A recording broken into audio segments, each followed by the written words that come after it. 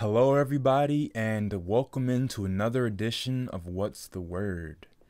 Today is Wednesday, July 22nd, 2020, and today the word comes from John chapter 11, verse 35, which simply reads, Jesus wept.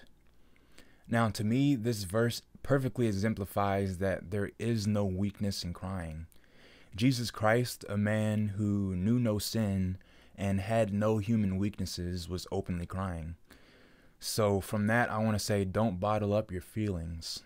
Allow yourself to release any negative emotions that you may be having. Starting off today's episode with a bit of scoreboard watching. I have two results to get to, so I'll take you guys back to Friday, July 17th, where D.C. United and the New England Revolution played to a 1-1 draw. After falling behind in the 51st minute, D.C. United was once again able to fight from behind to tie the game and earn a point. Federico Higuain continued his super sub brilliance as he scored in the 72nd minute, just 3 minutes after he entered. That brought us to yesterday's match against Montreal, where D.C. United controlled their own destiny. A win and they'd advance. Even a draw and they'd advance. Unfortunately, they got neither. Instead, a Frederick Briont own goal in the 31st minute spelled disaster as DC United sputtered out. Not even Federico Higuain's second half substitution could save the black and red as they fell to Montreal 1-0 and were eliminated from the MLS is Back tournament. That was very disappointing. They held their own destiny. We knew heading into the match that a win would move them on to the knockout stage, and we learned that a 2-goal victory would see them be the victors of Group C, but they lost and they were eliminated. The MLS is Back tournament didn't really have a lot of big implications. There wasn't much to be fighting for other than a spot in the 2021 CONCACAF Championship, but it's still disappointing to see my team go home.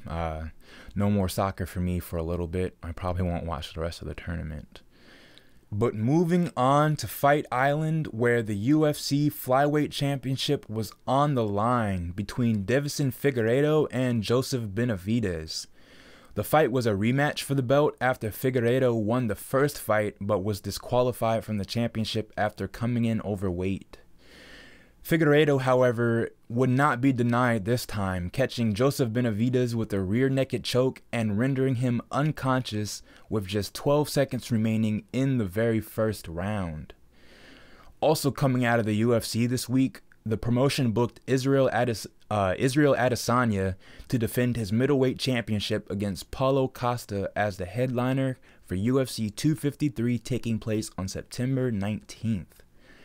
A few points of information. This is just the second time in UFC history that two undefeated fighters will square off in the octagon for the belt.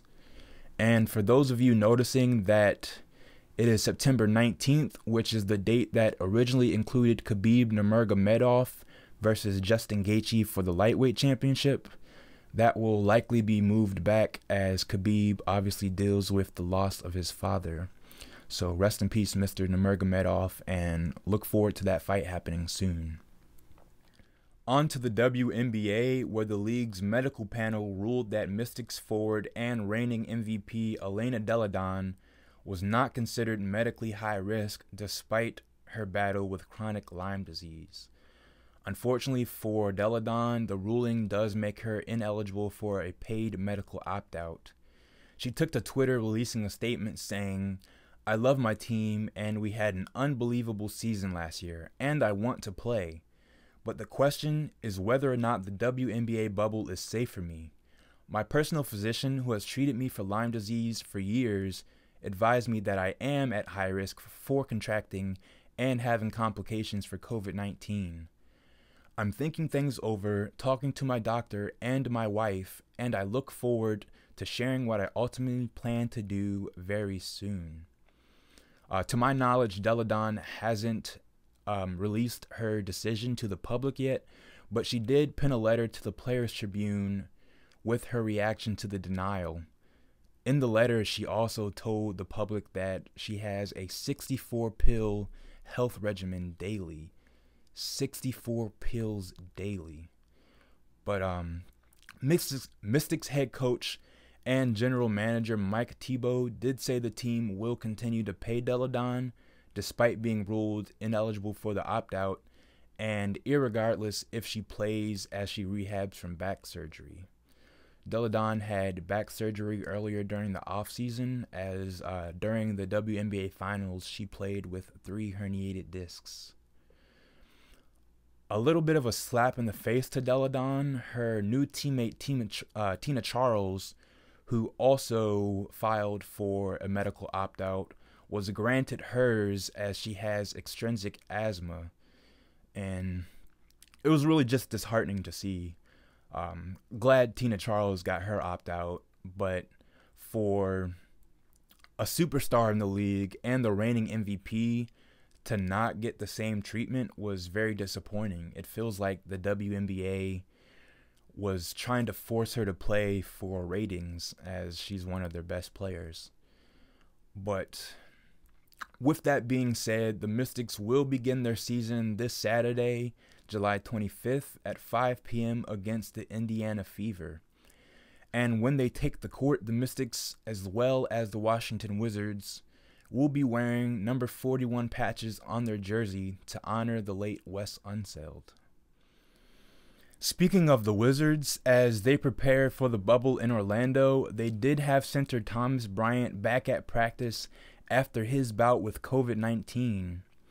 Gary Payton II, another player for the Wizards who tested positive, was not on the official roster, and it looks like he will not be rejoining the team.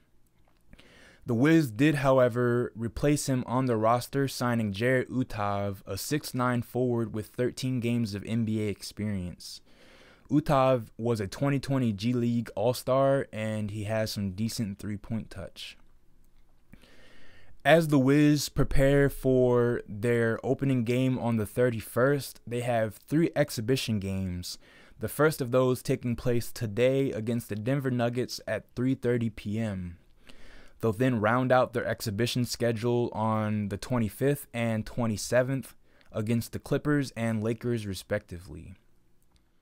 As the Washington Nationals prepare for Major League Baseball's opening day tomorrow, they will likely be without pitchers Roneus Elias and Wander Suero, as the two were placed on the injured list. Manager Davey Martinez said he's hopeful that they'll be ready to go, but didn't want to speculate on their status. Some good news for the Nats is that they did see the return of Howie Kendrick, Juan Soto, and Victor Robles, all returning in time for the team's exhibition games. The first of those exhibition games happened this past Saturday, the 18th, against the Philadelphia Phillies, a game they lost 7-2, in which Max Scherzer gave up 2 3-run home runs, including one to the traitor Bryce Harper. The Nationals rounded out their exhibition schedule with a home-and-home series against the Baltimore Orioles. The Nats won the first of those games 4-2, and the second of those games, which took place yesterday, was called due to inclement weather. At the time of the ruling, the Nats were leading 6-4, however. Speaking of the Orioles, a lot of injury news on their front. 2 of their players are set to have season-ending surgery, one of them being left-handed pitcher Ty Blake, requiring Tommy John surgery after injuring his UCL. Also, infielder Richie Martin will likely miss the year after requiring wrist surgery that will take him out of action for 2 to 3 months. Some slight good news for the Orioles on the injury front. They did have Anthony Santander and outfielder Dwight Smith Jr. rejoin the team after testing positive for COVID-19. Santander is expected to be ready for opening day, while Dwight Smith Jr. was placed on the 10-day injured list. For the Orioles and their exhibition games, the first of those took place on Sunday against the Philadelphia Phillies, a game which they won 4-1. However, out of that game, more injury news as outfielder Stevie Wilkerson fractured a finger on his left hand, and according to manager Brandon Hyde, he will likely miss significant time. More bad news for the O's. Left-handed pitcher Tommy Means was pulled from his opening day start against Boston and will now be replaced by fellow left-handed pitcher and former Nationals prospect Tommy Malone. In some news that affects both the Nationals and the Orioles, the Toronto Blue Jays were denied permission to hold games in their home stadium at the Rogers Center. The Blue Jays will now reportedly seek to play out of either Buffalo, their AAA affiliate, or another MLB stadium. Up for discussion are the Orioles and Camden Yards, as well as the Pittsburgh Pirates. And rounding out the episode with some NFL news. The league announced training camp report dates, with rookies reporting yesterday, quarterbacks and injured players reporting tomorrow, and all other players being able to report on July the 28th. This week was filled with a little bit of drama though, as players took to Twitter with the hashtag #WeWantToPlay, basically saying that they were prepared for the season, but that the league lacked a plan or safety guidelines. The league turned around and announced player testing plans, proof that bullying does work, and even offered the players 0 preseason games. As far as the Washington NFL team, they will be without wide receiver Kelvin Harmon, who tore his ACL and will miss the entire 2020 season. As the team lacks offensive weaponry, this really hurts, as Kelvin Harmon was expected to play opposite of Terry McLaurin and hopefully contribute big. But also for the Washington NFL team, they failed to reach a long-term agreement with right guard Brandon Sheriff. He'll now play out his contract on the franchise tag. As for the Baltimore Ravens, they failed to reach a long-term agreement with their franchise taggee Matthew Judon. And that's all the news I have for you guys today. Thank you for tuning in to another edition of What's the Word? God bless.